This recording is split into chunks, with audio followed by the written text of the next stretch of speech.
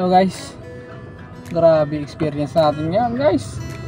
Wala, napaka-traffic.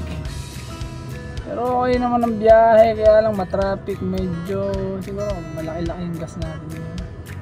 Uling booking natin dito sa Moonwalk, medyo malapit na sa atin, kaya lang sobrang traffic pala dito. Ngayon lang ako nakapasok. Grabe ka traffic, daang batang. Pag magagawi kayo dito, wag nyo nang subukan.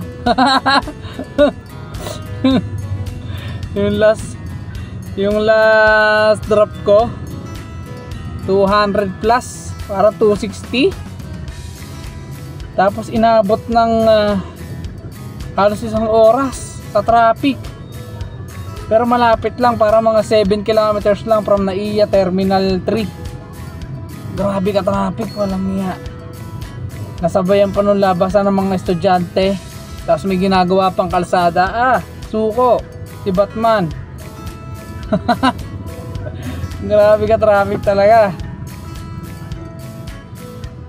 Naka 3.5 naman tayo ngayon guys sa biyahe natin, no?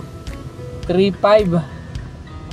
Pero siguro magas ko dito mga 1.1. Kumita naman tayo ng mga 2.4.